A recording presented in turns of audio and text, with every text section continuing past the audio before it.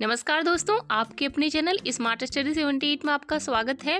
दोस्तों, आज बात करने वाले हैं यूपी टेट एग्ज़ाम के बारे में कि इस एग्ज़ाम को कौन कौन दे सकता है और जो भी स्टूडेंट डीएलएड या बीटीसी कर रहे हैं वो कौन से सेमेस्टर में इस फॉर्म को फिल कर सकते हैं, इसके बारे में बात करने वाले हैं। और आगे मैं बात करने वाली हूँ कि जिसने सी टेट एग्ज़ाम दे दिया है वो पास भी है और आगे यूपी टेट देना ज़रूरी है या नहीं, इसके बारे में हम डिस्कशन करने वाले हैं। तो वीडियो में लास्ट तक जरूर बने रहें। तो आइए स्टार्ट करते हैं। दोस्तों, इस वीडियो में आपकी सारी कन्फ्यूजन दूर होने वाली है, आपके सारे डाउट इसमें क्लियर हो जाएंगे। तो सबसे पहले मैं बात करती हूँ कि जो भी हमारे फ्रेंड्स डीएलएड और बीटीसी कर रहे हैं या फिर कर लिया है, यानी कि कोई से भी सेमेस्टर में है, क्या वो यूपी टेट दे सकते हैं या नहीं दे सकते, इसके बारे में बात करते हैं। तो सबसे पहले हम बात करते हैं इसी के बारे में।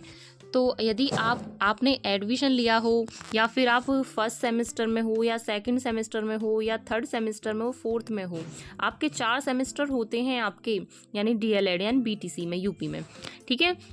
तो आपके जो सेमेस्टर हैं, आप कोई से भी सेमेस्टर में हो तो आप यूपी टेट दे सकते हैं। ऐसा ही है आपका यूपी टेट का और ऐसा ही आपका सी टेट है। यदि आप कोई से भी सेमेस्टर में हो, यदि आपने एडमिशन भी लिया है ना, 1 या 2 दिन आप कॉलेज गए हो, तो उसके बाद भी आप यूपी टेट दे सकते हैं। फॉर्म फिल हो जाएगा आपका फॉर्म फिल जो होगा वो अपेयरिंग में भर जाएगा। और आगे मैं बात करूं, जैसे कि आप सी टेट दे सकते हो या नहीं, सी टेट के बारे में बात करती हूं। तो आप यूपी टेट और सी टेट दोनों दे सकते हो। आप एलिजिबल हो, यदि आपने डीएलएड और पीटीसी में एडमिशन ले लिया है तो आप कोई से भी सेमेस्टर में हो, एडमिशन लेने के बाद आप एलिजिबल हो जाओगे यूपी टेट और सी टेट के लिए भी, ठीक है।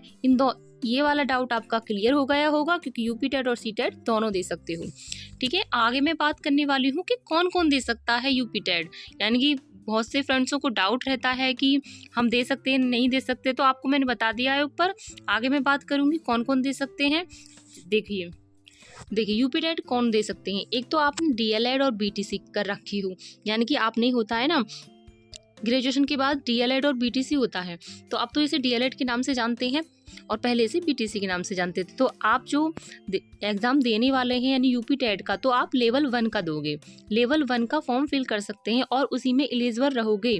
चाहे तो आप बीएड वाला भी यानी लेवल 2 भी दे सकते हैं, तो उसमें आप एलिजिबल नहीं रहोगे, उसका फ़ायदा नहीं है कुछ। तो आप डीएलएड और बीटीसी वाले सभी फ्रेंड्सों को लेवल 1 देना पड़ेगा, यानी कि वही आपके लिए एलिजिबल होगा।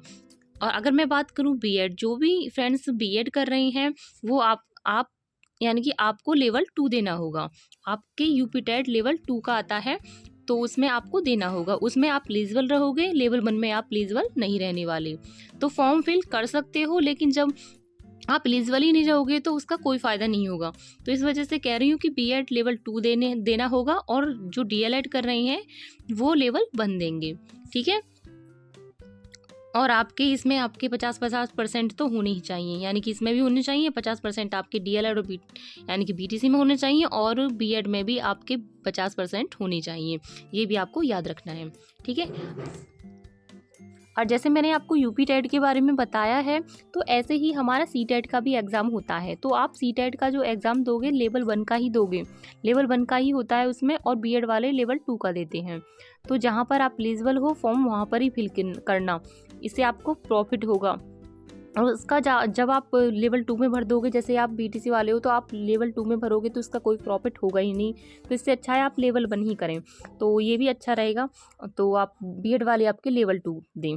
आगे मैं बात करने वाली हूँ, जैसे आपका सी टेट होता है, तो सी टेट में भी आपके यही होता है, लेवल 1 और लेवल 2। तो आपका सी टेट में भी आपका लेवल 1 और लेवल 2 होगा। जैसे आपको मैंने यूपी टेट में बताया है, आपको सी टेट में भी ऐसे ही करना है, ठीक है। अब मैं आगे बात करती हूँ नेक्स्ट डाउट की। तो आगे बात है कि क्या सी टेट पास को भी देना होगा यूपी टेट। देखो, बहुत से फ्रेंड्स ऐसे हैं जिन्होंने सी टेट पास कर लिया है, या आपको लगता है कि जैसे अभी सी टेट गया है, आपको लगता है कि आप पास हो जाओगे।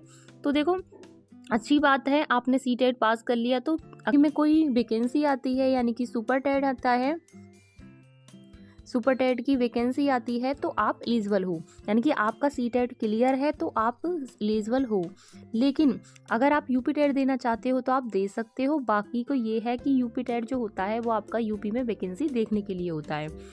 जबकि आपका सीटेट जो होता है वो आपकी सेंटर की नौकरी देखने के लिए होता है, यानी कि बहुत से स्टेटों की नौकरी भी देखते हैं इससे, यानी जॉब प्राप्त कर सकते हैं इससे। लेकिन यूपीटेट आपका यूपी में वैकेंसी के लिए होता है और सीटेट भी आपका यूपी में काम कर जाता है।